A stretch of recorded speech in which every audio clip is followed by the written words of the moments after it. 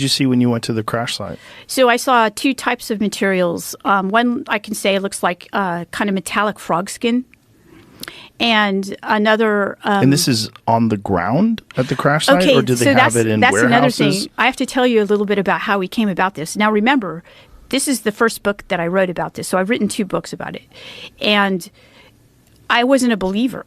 So when I went there, I even wasn't a believer. I was like, I think they're trying to give me misinfo or, Right. Something's going on. Right. Maybe they really believe this. Well, they both really believed this. I know that for sure. So we're there, and we had to wear blindfolds in order to go, me and Gary. So Tyler's taking us. We drive to a certain place. He says, put the blindfolds on. We had to leave our cell phones. We couldn't take any technology with us. And so we go out. It takes about an hour to get out to the site. We're blindfolded. We get out to the site. We get out. We were wearing, like, I guess there's rattlesnakes out there. And so we have to wear certain boots and, things like that. So we get out. We take our blindfolds off. And the first thing I do is I look around because it looks really familiar to me, even though I've never been out there.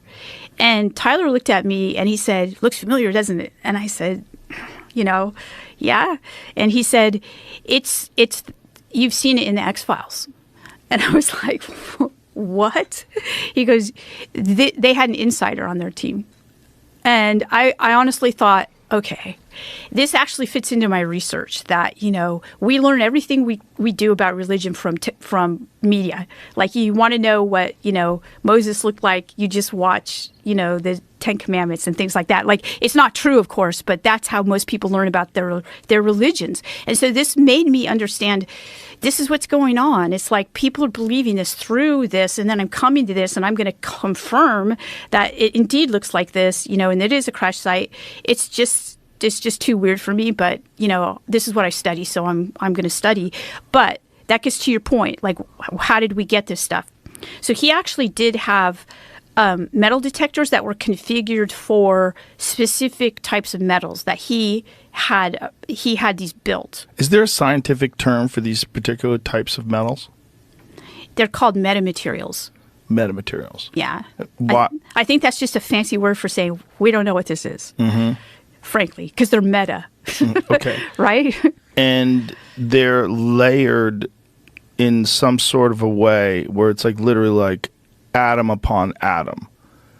Yeah. Well, I don't actually know the science of it. I just know what these guys tell me because, they're doing the research at, their laboratories. These people are very cagey about it. Like Jacques Vallée was very cagey about the way he was willing to describe it and the way he was willing to describe these things. It's almost like they don't want to blurt out too much because it'll cut off access. Okay, so that could be. But I know that the reason that I don't want to is there's some type of national security issue, and I am an American. Right. So there's something like that going on. Right. Especially if someone else can figure out how to use these things. Yeah. So when you go to this site, do you see the physical ground where this thing hit? Okay, yes. So what does it look like? Okay, so at this point, the whole site is covered with rubble that looks like rusted rubble, and it's not sand. So there's the sand of the desert, right? And then there's this rubble everywhere.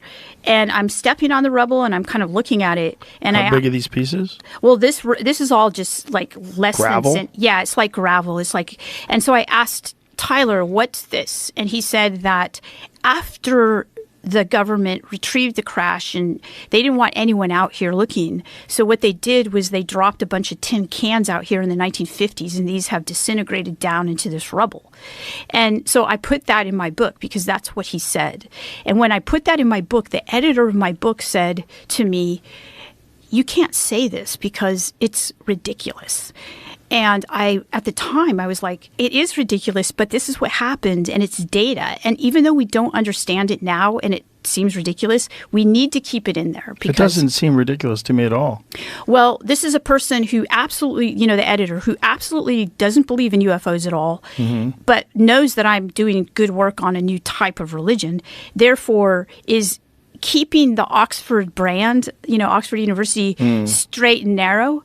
But I convinced her. I said, it's data, so we've got to keep it in there. And I'm really happy I did. I kept it in there. I kept a lot of stuff in there that didn't make sense to me at the time. But when I look back on it with everything that's coming out now, I'm like, okay, I'm glad I did that. Well, the strategy for disseminating disinformation along with real information is long been used. Yes. Where they'll say a bunch of really ridiculous things and connect them to something that's probably real. Right. And that way everything gets thrown out. It's the baby with the bathwater. The whole thing gets thrown out.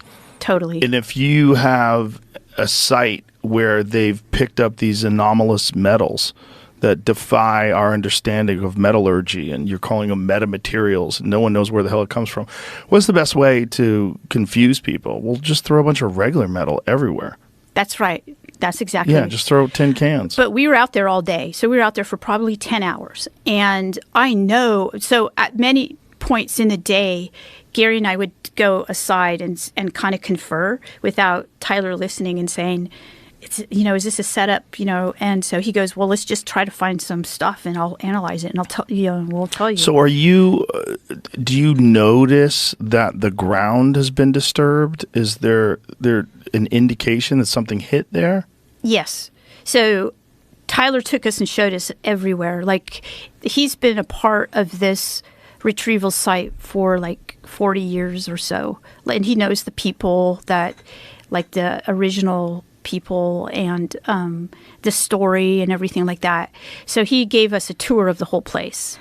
And we found parts, by the way, and some of the parts were so deep down into the ground, like there were rocks and things like that. And Gary, I'm afraid he's going to get bit by a rattlesnake, frankly. He's putting his hand down there and, spending like hours at this one place trying to get something. He found some things there. And I thought, if people are trying to fool us and put things down, they did a really good job, because they would have had to come here like a year ago or something and put that down there. So honestly, that's my personal opinion, is I don't think that this was put out there for us. We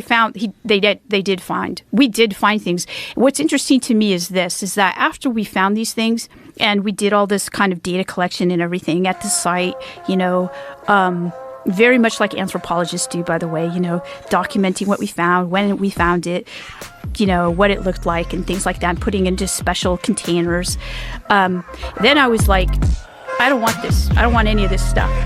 And they both looked at me and laughed.